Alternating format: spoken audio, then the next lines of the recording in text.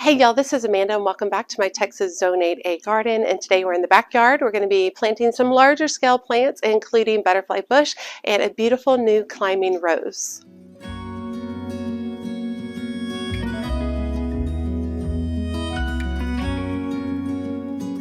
Okay, so one of the things I really pushed myself to do this year is join our local garden tour. I'm in Wylie, Texas, and for the last couple of years, the library has asked me to be part of the garden tour for the city, and I've always declined because it feels very stressful and it's hard. I know it sounds weird because I open myself up on YouTube about my garden, but it feels really hard to open myself up to people who are like there in person and open my garden space to them.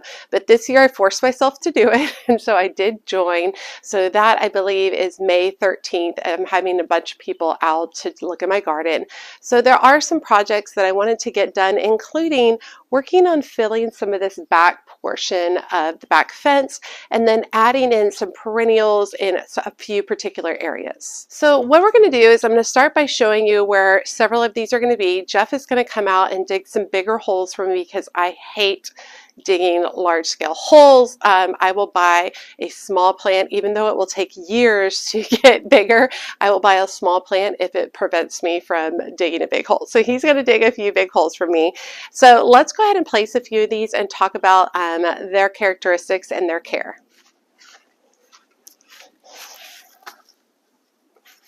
Okay, so I purchased this butterfly bush from Green Acres. I got it for about $22.50. The variety is just purple. It's also known as Buddleia, I should say Buddleia. And I really like kind of this magenta purple color. I think it's absolutely beautiful. It will get quite large. Oh, got some kind of bagworm situation right here. Let me take care of that. Hold on. Okay, so this right here is a bagworm chrysalis.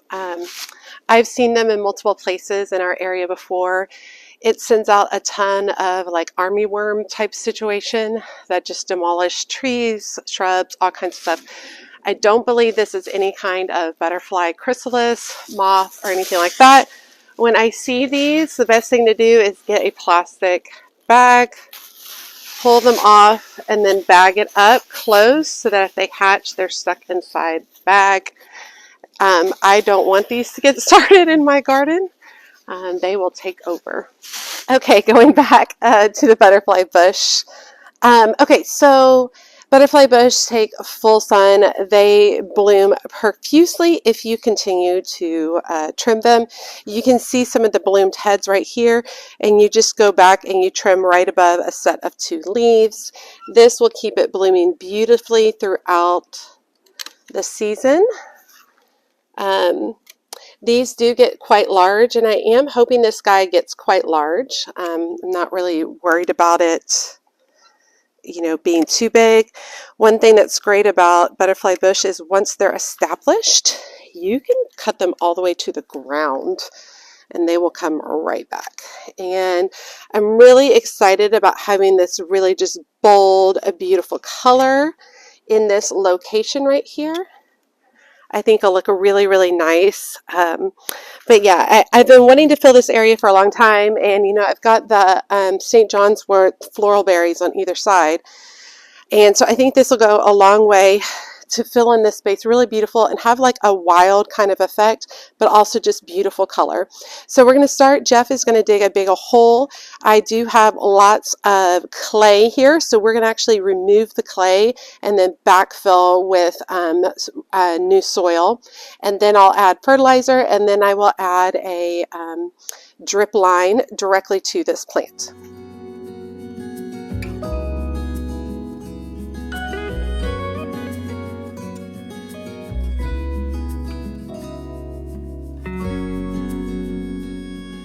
Okay, and while I am planting the other one, we're going to move this rose. This is the America climbing rose, and I was going to plant it here on the trellis, and then I changed my mind because I found a beautiful Don Juan red climbing rose. My daughter loves red roses, so I'm going to put it here. So we're going to go ahead and move this, and Jeff is going to go ahead and dig this hole while I'm working on the other side. Okay, if you recall, this area is the area that has weed barrier in it. So first thing we do is we move back the mulch. All right, and we do have, Jeff's going to have to work around the existing drip lines. And so basically with the weed barrier, what you're going to do is you're going to make a big X with it. I'm just using the edge of my hori knife. And we're going to do one that way and one this way.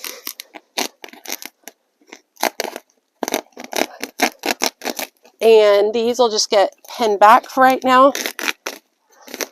And Jeff will dig the hole here.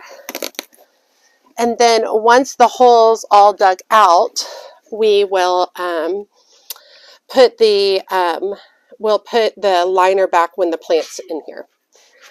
Okay, so we've got our hole here.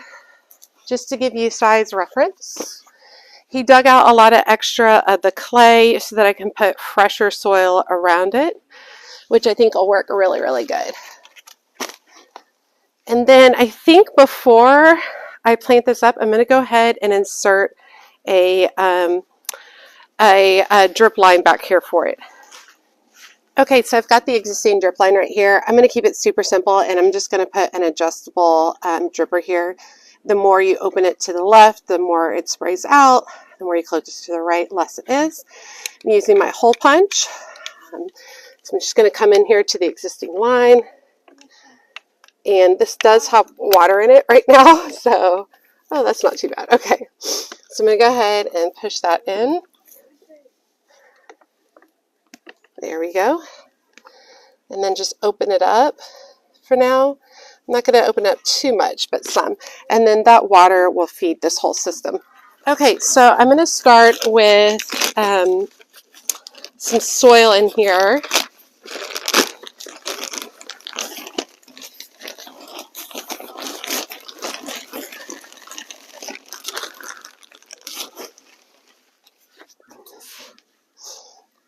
And this is going to be far better than the existing clay. And then we'll go ahead and pull out the plant. Now this looks pretty, oh, it's not too bad. So I'm going to go ahead and loosen up some of these roots with just my fingers, like this. Oh yeah, that's good. All right, and then I'm going to go ahead and add in a good amount of plant tone since we're just getting this guy started.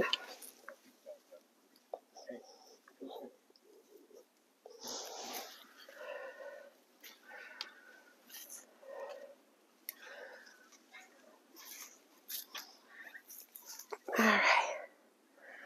Okay. Looks pretty good. Okay, so I'm just going to work some of the soil back around it. I don't mind some clay. I just don't want tons and tons of clay. And I know sometimes it seems counterproductive to dig the hole bigger than you need it. But it really helps out with the initial root growth when you have something like a lot of clay soil.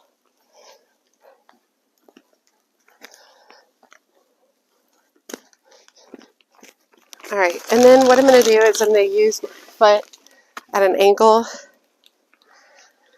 I'm going to be pressing down around the edge, firming up the soil here. All right, next thing we're going to do is water this in really well. I'm going to give it a good soaking. And this also really helps settle the soil around the base.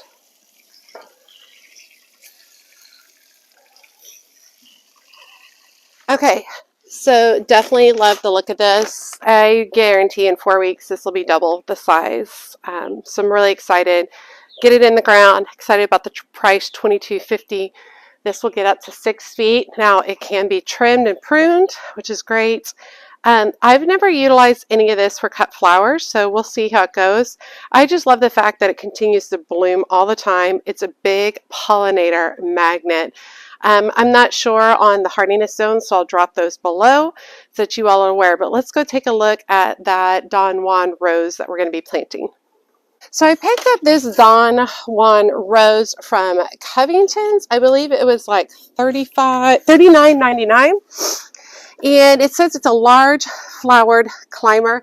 I saw some of the open flowers there. They are big, beautiful, and luscious. I did not choose one with flowers on it already.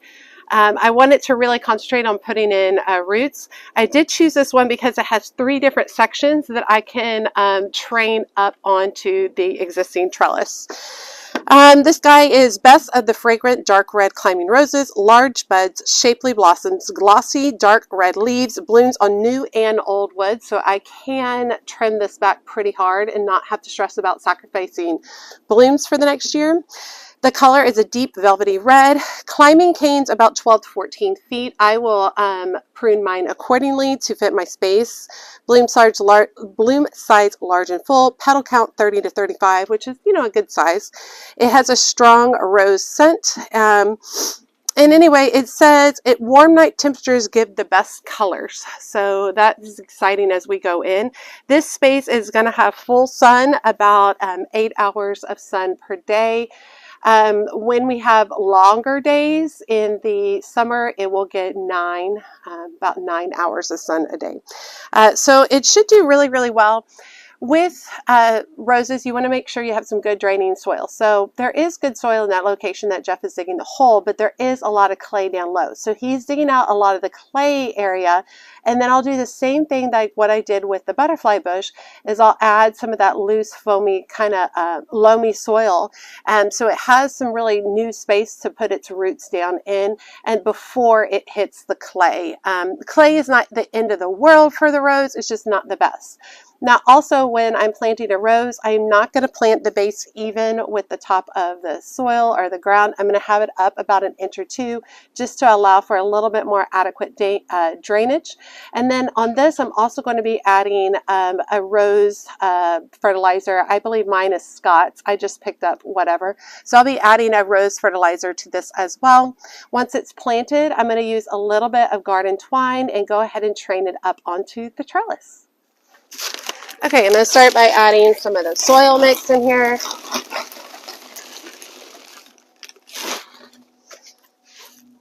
Work that in.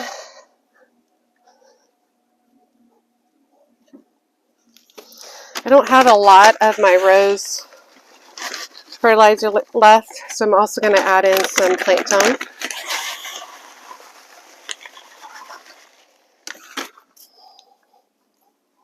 All right. Now this rose has a natural lean backwards, and I'm going to play off of that natural lean and keep it going that way. I'm going to loosen up the roots a little bit down here, not too crazy.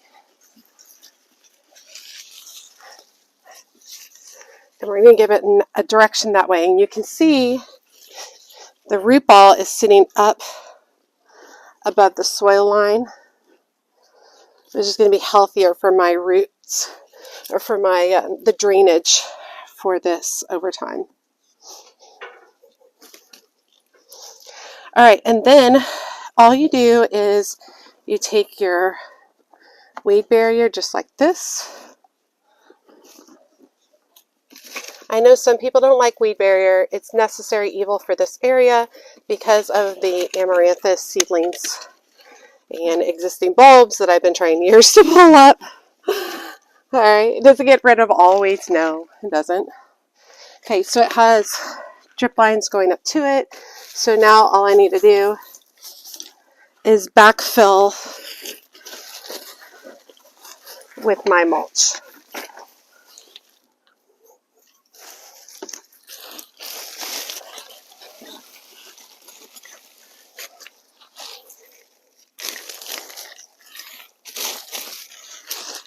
All right, I'm going to water this in well, and then let's attach the canes to the trellis.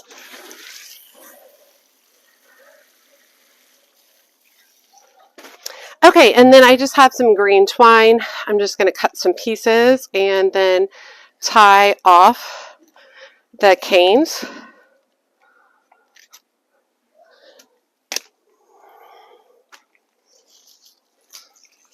Not going to tie super tight.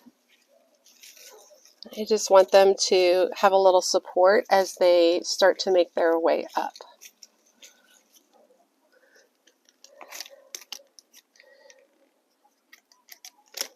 How gorgeous is this going to be in a year or two? I'm excited. Okay, happy to have this in the ground. If you recall, when I installed this trellis, I asked what everybody's thoughts were. So if you were the ones who voted for in the ground in the center, you chose right. Okay, so let me show you all a few things. We have this beautiful Dalmatian peach foxglove blooming. Absolutely gorgeous. Love it. Over here we have the avalanche white stock blooming. Very nice. Look at all of these Canterbury bells growing like crazy. So pretty. We have larkspur getting ready to bloom. And here's a close-up of the America roses. Really pretty kind of coral color. Very, very pretty. All of the seedlings I planted a couple weeks back are doing beautifully. Everybody's very happy. Everything's looking really good. We just have a lot going. Snapdragons are, of course, gorgeous. Oh, I forgot to show you too. Okay, so snapdragons are looking good. Look at this particular one. It's a Madame Butterfly series. And I did have one of the lavender come up there. And we do finally have ranunculus are coming up. So I was talking with another Dallas area grower, and she said I need to start them in December next year. So we're going to try again one more. We are going to get some, but not as much as I want. But we'll get them started for next year. All of my Lysianthus are starting to send up lots and lots of shoots, which is really exciting. Oh, here's one more new variety. This is a yellow one coming up too. Potomac yellow. They got a lot of varieties. Lavender, the Costa Silver. This guy, I forget what he is, but he's a particular variety. Apricot, maybe something. This Madame Butterfly, the yellow, the ivory Madame Butterfly. Over here we have the Summer Berries Mix, which is all these tones of pink. And we have the Summer Sunrise, something like that. It's looking good. Got a lot going on in here. Okay, so now we are over here in the, oh, hi little frog, go. We got a little frog hanging out over here. So now we are over in the heirloom chrysanthemum bed. There's not actually any heirloom chrysanthemums here. They are here. They have arrived. I just haven't planted them yet. So what I'm going to be installing here in the corner is not necessarily an heirloom chrysanthemum, but it's going to be a backdrop piece to the heirloom chrysanthemums. So it is a snowball viburnum, and it's the common variety. I'll drop it down below. They typically get about 12 feet tall. I plan on harvesting mine and pruning it, so it will not be getting 12 feet tall. But what I'm doing right now is I'm just coming in and I'm making a hole for the in the weed barrier. And the reason we're doing that is because this area also had a plethora of amaranthus seed, poppy seeds, all kinds of craziness. So this soil is pretty good and the hole is much smaller, but let me go get the plant so you can kind of see what we're dealing with. Okay, this plant is a little droopy, but I wanted to show you some of the blooms that come off of it. Really pretty, like miniature hydrangeas. It needs to be watered. It needs to get in the ground. So we're going to go ahead and get this into the ground. I'm going to take my plant out, take my excess soil, and put it into the container. This has some clay in it, but I've also read that viburnums do okay with some clay. Okay, I'm going to add some plant tone. Viburnum These snowball viburnums are very sought after flower in the floral industry. Just loosening up some of these roots. They only bloom a very specific time of the year.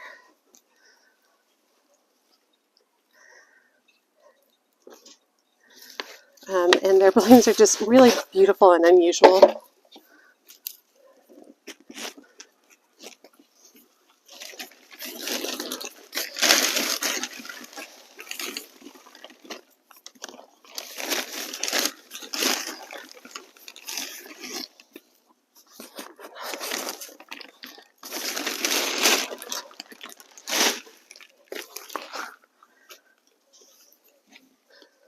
Okay, and then once I've done that, I'm going to pull back my weed barrier.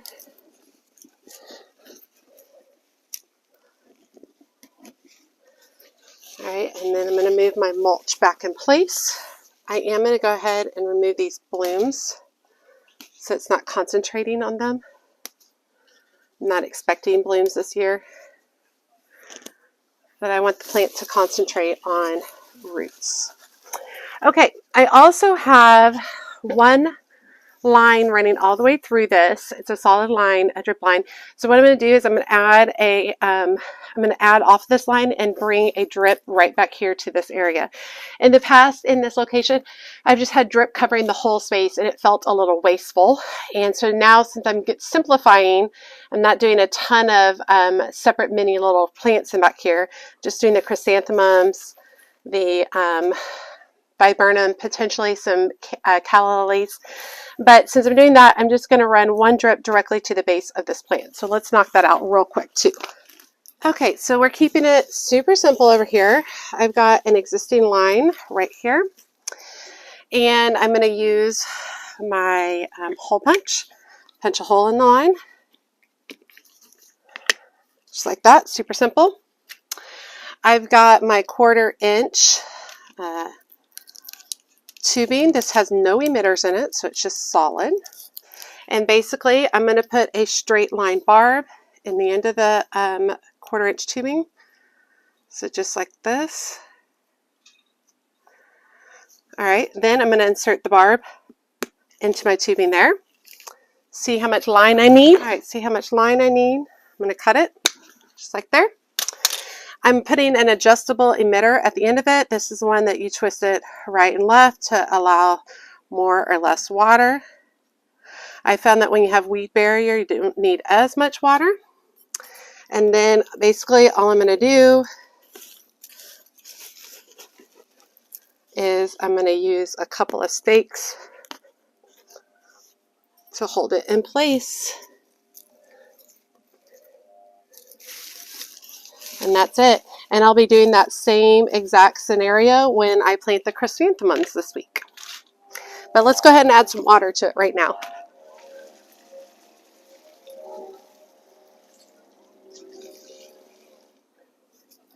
So here's your emitter right here.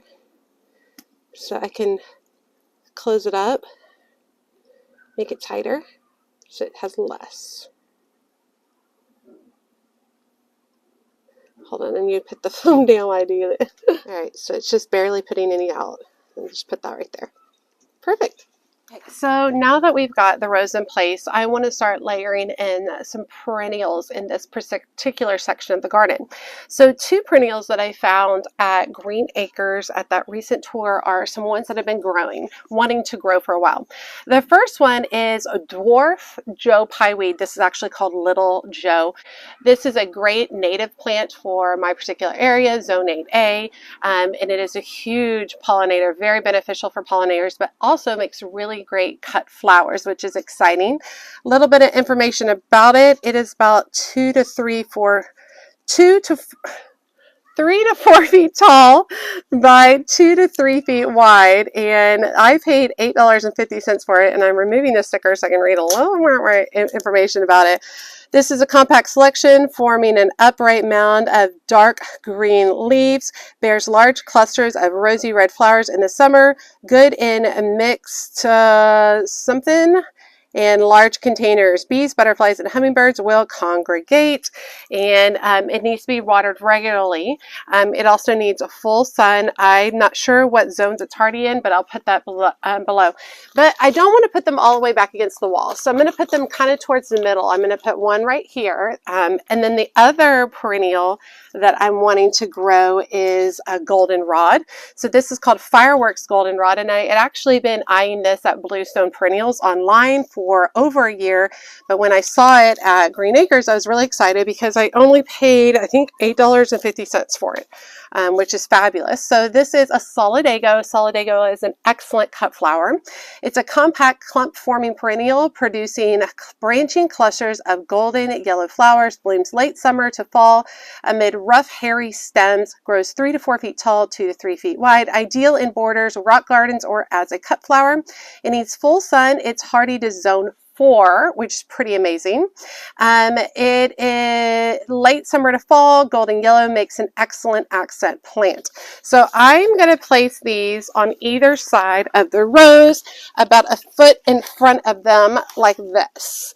And so what will happen over time is they'll actually create a little bit of shade at the base of the rows, which will be good.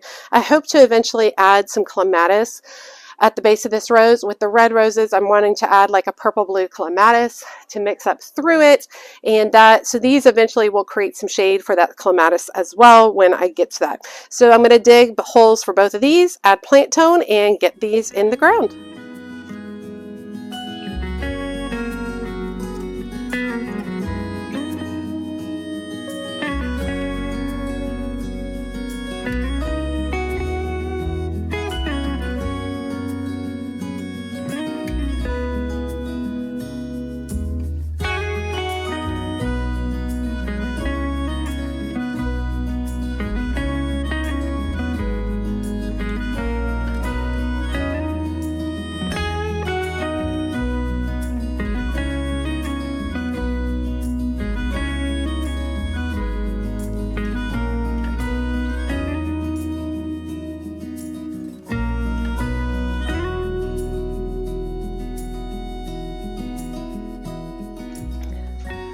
Okay, so I still have 2 more plants I wanted to get in, the Lily of the Nile and an additional lantana, but they're going on the side garden. So I'm going to hold off on those for a different day, a different video, because I have children who are hungry and want to see me and spend time with me. So I'm going to go and do that. But I hope you guys enjoyed today's video, seeing me plant up a butterfly bush, a climbing rose, some Joe Pye weed, some goldenrod, and the Viburnum back there. That was a wide variety of plants going in, and all of these are structural plants that are going to be there for years and years to come. So I'm really excited to get these in the ground, try them out, and see how they do over the next few years. All right, you all, I hope you enjoyed today's video. As always, make sure you hit that subscribe button and that notification bell so you know my latest videos are up, and make sure you check me out on Facebook, Instagram, and TikTok. As always, she's a mad gardener or decorator or anything else that she wants to be. Thanks, y'all.